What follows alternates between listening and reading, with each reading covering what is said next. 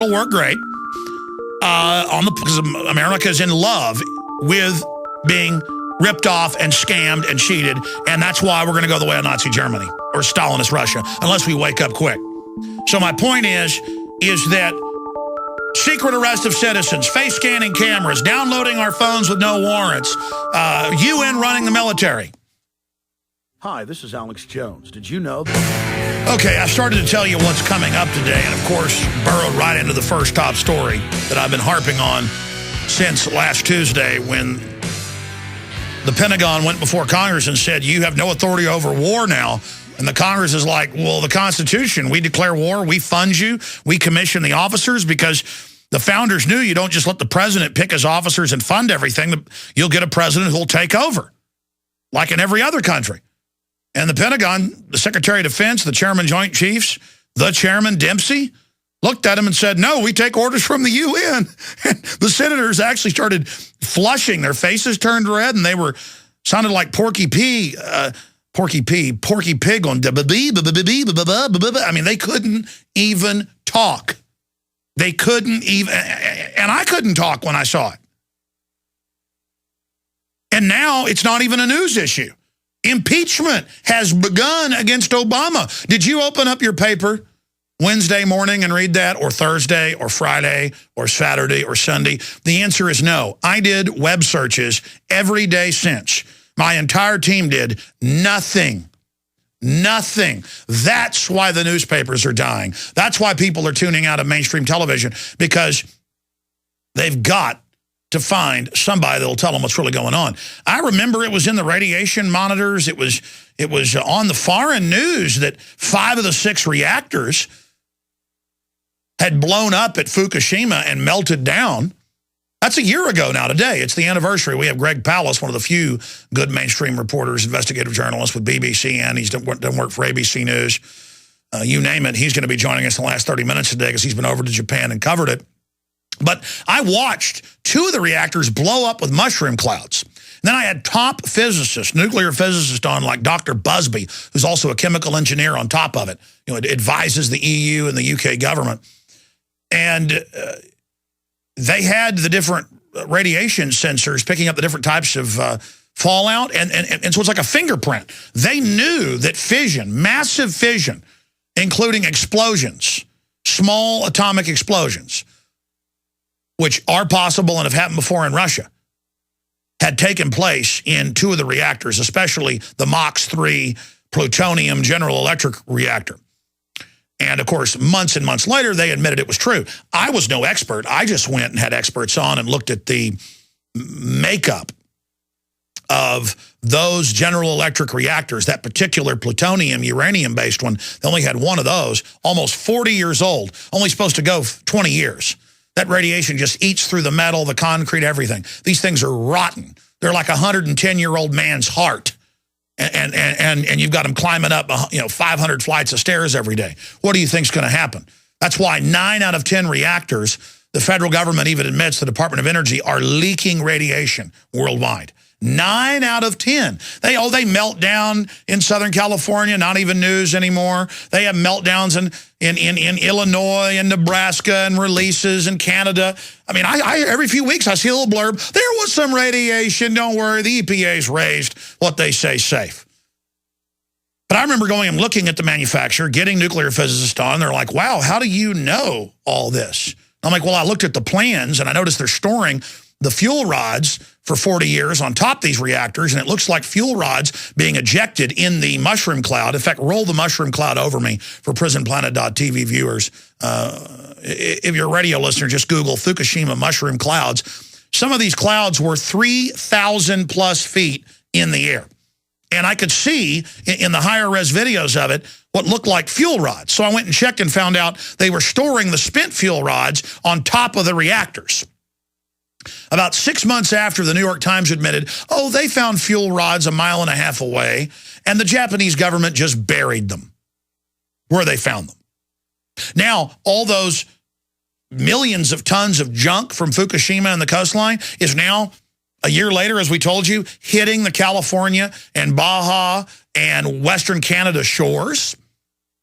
with plutonium all over it. And you know what? The radiation's going up, but it's a minor university footnote at Berkeley that, yeah, we picked up 127 times the normal safe level of this type of radioactive isotope, and we picked up a higher thing here, but it's a lot bigger than Chernobyl. You know, just the MOX-3 reactor they estimate is more than 20 Chernobyls. But Chernobyl, you know, it only quadrupled cancer rates in those areas of Europe around it. This all and the trade winds blew over to America. You know what we do today? We just say everything's fine. And that's my point about the globalists. When we come back from break, I have a Darren McBreen InfoWars special report that we first premiered last Friday evening on the InfoWars Nightly News, where we went out on the streets. You may have seen it. This actually did get reported in a few publications about 3 weeks ago.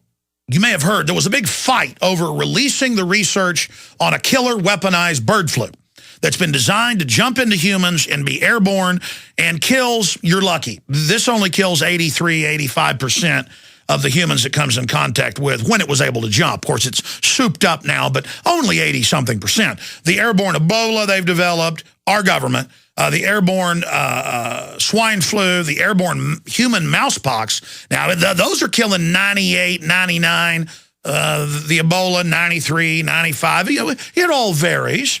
And under biodefense, they've got over 200 labs across the United States that are in level 2 facilities that you get into with a swipe card and wear a mask.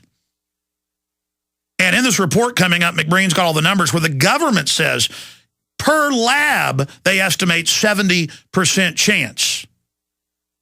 70+% chance that this stuff will get out of one of these labs per lab in the next few decades. And there's 200 plus in the United States alone, like the University of Texas here at Austin has a level 4 bioweapon lab and a level 2 facility. And I've had people in government call me before and say, you ought not be talking about nuclear reactors in North Austin.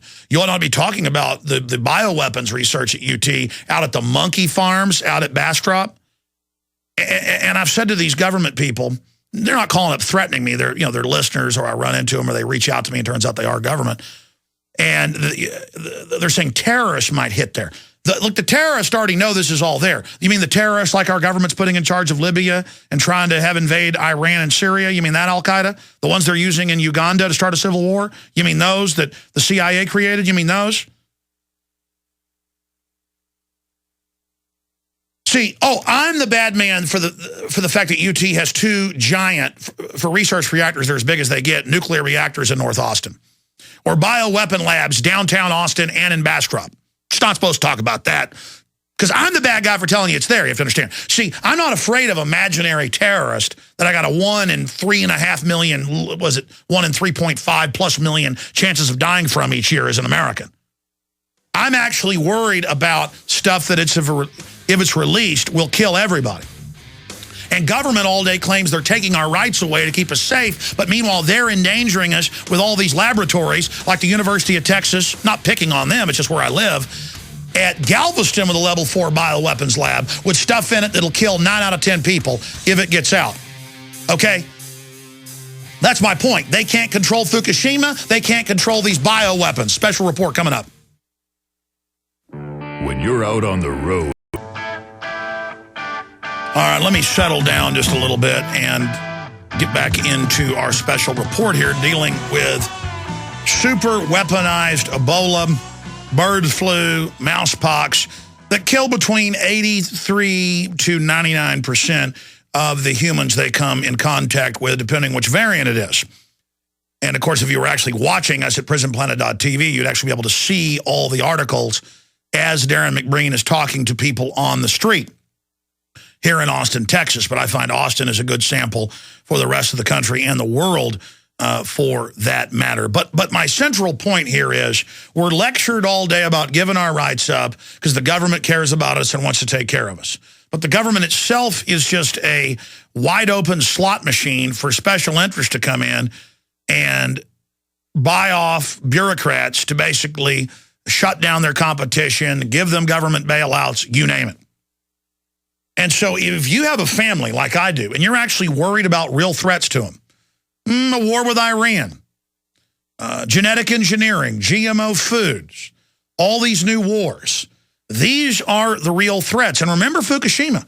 For 3 months, while it was big in the news, they said, there's really no radiation, everything's fine, nothing melted down, it's under control. The reactors, several of them are still smoking and still melting down today. And you don't see any warnings about, hey, don't touch the junk coming in on the California coastline because it's been soaked in plutonium that's going to be radioactive for billions of years. No, it's just, you know what? Whatever. And they're going to build more reactors, and they're going to let the old ones melt down and rot now. And it's kind of like, oh, we've had Fukushima. Why not have more? The elite have gone crazy. They're really good at training the cops to boss the citizens around and surveil everybody and spy on everybody and act like Joe Schmo's, you know, a dangerous terrorist. But when it comes to real threats, the globalists could care less because I think they become megalomaniacal. I think they become absolutely hubris-filled and are crazy. And history shows that. Elites normally get like that. After we play this piece, I'm then going to get into this Joseph Kony, Kony 2012, 100 million views in just the last week. The State Department, Bill Gates behind it. Total invasion propaganda for Africa. And it really ties into how they've gotten the pro-war left to get so incredibly pro-war. And that's all part of the joke of giving Obama a Nobel Peace Prize and the rest of it. But here's that report first from our reporter, Darren McBreen. See the full video report with video instead of just audio of your radio listener at Infowars.com. Here it is. Government-funded universities across the Western world are developing massive warehouses full of bioweapons that they say is for biodefense under the BioShield program. Airborne Ebola, smallpox, bubonic plague, bird flu, and the H1N1 superbug are being weaponized and kept in moderately secured facilities like at the Galveston National Laboratory on the campus of the University of Texas. Now, this may be one of the biggest threats we now face, as the risk of a deadly virus escaping one of these laboratories and starting a global pandemic, well, it is a clear and present danger. Weaponized airborne Ebola, super weaponized viruses and bacteria that kill over 90%, 9 out of 10 people on your street dead. The National Research Council, which is an arm of the National Academy of Sciences, released a report concerning potential hazardous risk associated with the new multi-million-dollar infectious disease research lab currently under construction in Kansas. It's located only 120 miles west of Kansas City. It's called the National Bio and Agro Defense Facility, and even though it's a Level 4 biolab, which is the highest secured rating issued by the CDC, the expert panel found that there is nearly a 70% chance that a disease will escape the laboratory during its planned 50-year operational lifespan. Hit pause. And it went on to say that Hit pause and back it up 10 seconds. Now, there are over 200 of these already built. Most of them in Level 2 facilities with Level 4. Level 4 is weaponized smallpox, weaponized anthrax, okay? Weaponized zoologicals, everything.